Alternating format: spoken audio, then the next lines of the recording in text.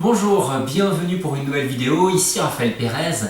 La vidéo du jour va être consacrée à l'intestin et j'aimerais parler de deux points très importants au niveau de l'intestin. D'une part, le renouvellement cellulaire et d'autre part, la réparation en profondeur de l'organe. Comme vous le voyez derrière moi, donc nous allons aborder ces deux points très importants. Pour essayer de comprendre un petit peu mieux, je vous ai fait un schéma qui est très grossier, je l'admets, mais qui vous permet déjà de comprendre un petit peu mieux comment fonctionne, on va dire, la structure de notre intestin. Alors en haut ici, c'est un intestin qui est en état à peu près normal, dans un état de fonctionnement normal, où on va retrouver ici les cellules, là il y en a 4. Il faut savoir qu'au niveau de l'intestin, il n'y a qu'une seule couche cellulaire. En noir ici, le trait en noir, c'est la matrice de la cellule, donc c'est ce qui permet de fabriquer de nouvelles cellules. Alors là, j'ai fait un dessin, comme je vous ai dit, très grossier, puisqu'en permanence, nous avons ici de nouvelles cellules qui se créent pour remplacer les cellules qui sont mentionnées ici sur le dessin en bleu. Nous voyons aussi des petits liens verts qui relient la matrice aux cellules. C'est ce qui permet aux cellules d'être fixées sur la matrice, d'être solidaires à la matrice, jusqu'à temps qu'elle soit remplacée par une nouvelle cellule. Donc lorsque ce lien saute, la cellule va se retrouver libérée et va pouvoir desquamer, comme on peut le voir au niveau de la peau, les cellules mortes de la peau qui desquament. Ici, les liens qu'on retrouve en vert entre les cellules sont des liens également de fixation qui permettent de tenir les cellules entre elles, de maintenir une solidarité entre les différentes cellules de la muqueuse intestinale. En rouge, ici, nous voyons ce que l'on appelle les jonctions serrées. Donc les jonctions serrées, ce sont des liens qui permettent de maintenir une étanchéité entre les cellules vis-à-vis de l'intérieur de l'intestin. Donc ici, en dessous du trait noir, on a le sang, et au-dessus des villosités, ce que j'ai représenté par une forme d'ondulation, ce sont les villosités de l'intestin. Donc au niveau de ces villosités, donc il y a le contenu, l'intérieur de l'intestin, donc ce que l'on a quand on est en train de digérer, le bol alimentaire qui est en fin de digestion. Et les traits noirs qui sont ici, en forme de égal, ce sont des canaux en fait qui permettent aux cellules de communiquer entre elles, de transporter des éléments d'une cellule à une autre directement sans avoir à passer par la matrice. Donc elles peuvent communiquer entre elles, échanger des éléments. Ça, c'est un intestin qui fonctionne correctement. En dessous, nous avons un intestin qui ne fonctionne plus correctement. Donc cet intestin, nous le voyons, on retrouve le même nombre de cellules. Par contre, ces cellules, nous voyons qu'ici, nous avons des jonctions serrées qui ne sont plus présentes.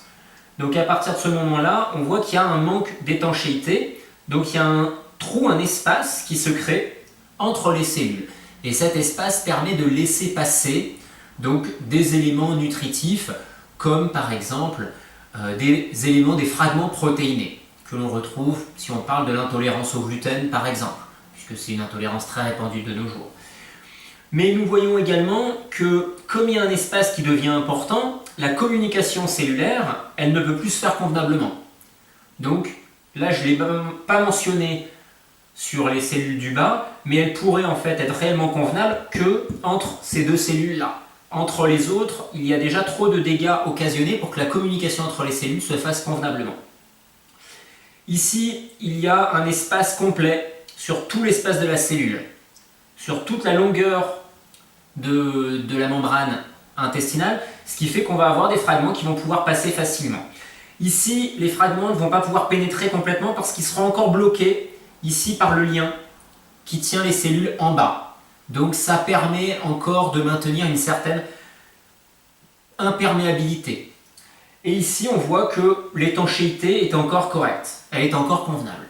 Donc ces deux dessins permettent de voir la différence entre un intestin normal et un intestin abîmé.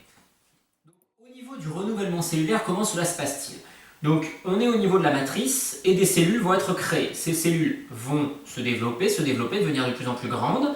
Et en se développant, elles vont prendre la place de la cellule actuelle. Donc lorsqu'elles se sont suffisamment développées, le lien qui tient la cellule actuelle va se rompre entre la matrice et la cellule, et la nouvelle cellule, qui elle est attachée à la matrice, va prendre sa place. Ça, c'est ce que l'on appelle le renouvellement cellulaire. Donc le renouvellement cellulaire, il se fait en permanence. Il est plus ou moins rapide. Au niveau de la muqueuse intestinale, il est très rapide. Il ne prend que quelques jours pour renouveler l'intégralité des cellules de l'intestin. Donc ce renouvellement cellulaire, il fonctionne chez tout le monde convenablement. Il peut être plus ou moins rapide selon les individus, mais il fonctionne convenablement. Par contre, renouvellement cellulaire ne signifie pas régénération en profondeur de l'organe. Je m'explique. Si vous changez la cellule, mais que la cellule, c'est cette cellule-là ou cette cellule-là, et qu'ici, c'est très abîmé, l'espace, il va falloir que la nouvelle cellule puisse réparer, puisse combler le trou qui a été fait dans cette situation-là. Le problème, c'est que si en permanence, vous avez des aliments qui pénètrent et qui entretiennent un état inflammatoire, qui entretiennent des dégâts cellulaires à ce niveau-là, comment voulez-vous que la nouvelle cellule puisse créer quelque chose d'étanche à ce niveau-là? C'est un petit peu comme si vous avez un maçon qui est en train de créer un mur, il est en train de bâtir un mur avec des briques, et qu'à chaque fois, il y a quelqu'un qui passe, dès qu'il y a des briques qui sont empilées, qui donne des coups de masse. Donc, au lieu que les briques restent bien les unes sur les autres et que le ciment les scelle entre elles, à chaque fois, ça va taper. Et si on tape dessus, vous allez voir qu'il y a des briques qui vont un peu se déplacer. Donc, l'étanchéité ne sera pas convenable. Et c'est pour ça qu'il y a une différence, c'est qu'on peut avoir un renouvellement cellulaire sans réparer l'intestin en profondeur. Et les personnes qui font juste un changement alimentaire, un simple changement alimentaire, on va généralement voir un mieux, bien évidemment, puisqu'il y a moins d'agression en provenance de l'extérieur. Il y a une meilleure digestion, on enlève éventuellement les éléments qui posent problème. Dans le cas du gluten, par exemple, si on retire le blé et les autres aliments qui contiennent du gluten, donc on aura un mieux. Cependant, la réparation en profondeur de l'intestin ne se fait pas. Et on le voit chez les personnes qui, pour rester sur mon exemple du gluten, les personnes qui changent leur alimentation pour avoir une alimentation sans gluten, on observe que plusieurs années après leur changement alimentaire, l'intestin est toujours en aussi mauvais état. Alors, dans le meilleur des cas, l'éviction du gluten aura suffi pour soulager ces personnes et faire en sorte qu'elles aient une qualité de vie améliorée, même si l'intestin est toujours en mauvais état. Mais dans le pire des cas, c'est ce que l'on voit de plus en plus fréquemment, c'est que l'intolérance au gluten, c'est une première intolérance, qu'on a supprimée en enlevant certains aliments contenant du gluten, et derrière, qu'est-ce que nous avons? Nous avons de nouvelles intolérances qui apparaissent parce que, au final, l'alimentation en elle-même n'a pas changé, le fond de l'alimentation n'a pas changé, on a juste changé un peu la forme, c'est-à-dire qu'à la place du blé, on a mis du riz ou du quinoa ou encore un autre aliment. Donc au final, on n'a pas changé le fond de l'alimentation, le fond du problème, ce qui continue à entretenir une inflammation de l'intestin, et également, on ne permet pas à l'intestin de se réparer. Alors, quand on fait une alimentation relativement stricte et favorable, on peut améliorer l'état de l'intestin et avoir une certaine rénovation. Mais lorsque l'intestin est très abîmé, pour avoir une rénovation en profondeur, c'est pas de changer son alimentation pendant un mois qui va changer les choses réellement.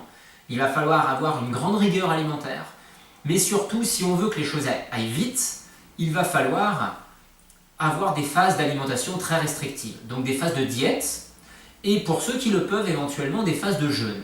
Le jeûne va accélérer considérablement la réparation, mais attention, pendant un jeûne, même si on soulage le corps et l'intestin des apports alimentaires, donc ce qui provoque éventuellement une inflammation d'origine extérieure, il y a quand même une éventuelle inflammation d'origine interne. Parce que l'intestin, lorsqu'il n'est pas en digestion, l'intestin fait de l'excrétion. Lorsqu'il n'est pas en état d'assimiler, parce qu'il y a des aliments à assimiler, des nutriments plutôt à assimiler, il va faire de l'excrétion, au même titre que les reins ou que le foie. Donc il y a une modification osmotique au niveau sanguin qui va faire que l'intestin va filtrer le sang et excréter les toxines. Et cette excrétion de toxines peut générer de l'inflammation, on le voit très bien au niveau des reins quand il y a beaucoup de toxines excrétées. Lors d'une diète ou d'un jeûne, il y aura plus de toxines excrétées et ça peut donc entretenir un état inflammatoire au niveau de l'intestin. Donc pendant que ce travail se fait, il va y avoir une rénovation bien évidemment, mais cette rénovation, elle sera plus rapide que si on est en mode alimentaire classique, mais par contre, elle ne va pas forcément se faire en claquant des doigts.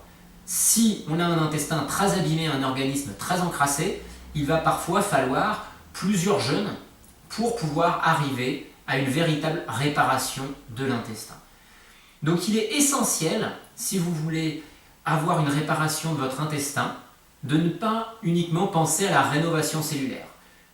Je vois des personnes qui viennent me voir, qui me contactent en me disant qu'elles ont un problème à l'intestin et qu'elles souhaitent jeûner pour faire de la rénovation cellulaire. Et elles veulent jeûner une semaine. Mais une semaine, il faut être clair, une semaine de jeûne c'est bien, ça fait du nettoyage dans le corps, mais ça ne rénove pas un intestin. Vous allez faire un renouvellement cellulaire accéléré, oui, mais une réparation en profondeur de l'intestin, non. Ce sera largement insuffisant. Si vous voulez faire ça, il va falloir envisager plusieurs semaines de jeûne et je le conseille plutôt souvent plusieurs jeûnes, répétition de plusieurs jeûnes pour vraiment faire un travail en profondeur et surtout ne pas être déçu, c'est-à-dire il faut savoir ce que l'on veut. Si on fait du nettoyage, 1 à 2 semaines de jeûne, ça suffit. Si on veut faire du travail en profondeur, il faut s'inscrire dans une plus grande continuité de travail, c'est-à-dire des jeûnes à répétition ou des diètes à répétition et une alimentation qui soit cohérente. Encore une fois, ça ne veut pas dire vivant comme un ascète, mais ça veut dire simplement être cohérent sur ce que l'on veut obtenir. On peut obtenir des résultats fabuleux grâce au jeûne, grâce à des changements alimentaires, mais il faut néanmoins être cohérent dans ce que l'on fait par rapport à l'état de notre corps. Et je parle de ça par rapport au jeûne, mais il en est de même pour l'alimentation liquide. Les personnes qui abusent des jus et qui ont un intestin abîmé n'ont pas toujours une restauration de leur intestin. Ils peuvent avoir un soulagement de l'état général parce que on n'a pas certains aliments, ou en tout cas on n'a plus certains aliments dans l'alimentation. Donc là on aura un mieux, on aura un travail digestif qui sera des fois allégé, mais le jus n'est pas une garantie de rénovation profonde de l'intestin. Encore une fois, s'il n'y a pas une cohérence par rapport à ce que le corps est capable de faire pour se réparer, on tourne en rond. C'est-à-dire qu'on va continuer à entretenir un intestin abîmé, un intestin avec des lésions, un intestin qui ne peut pas jouer son rôle d'imperméabilité vis-à-vis des fragments alimentaires importants. Un intestin qui est toujours en état inflammatoire parce que l'on ne digère pas complètement et on n'assimile pas correctement ce que l'on consomme. Donc ayez vraiment cette ouverture d'esprit pour agir sur votre santé et la santé passe inévitablement par l'intestin, c'est un organe central. Voilà, nous arrivons au bout de cette vidéo, j'espère qu'elle vous a plu. Partagez-la si elle peut intéresser d'autres personnes. Et encore une fois, prenez soin de votre corps, prenez soin de vous. À bientôt.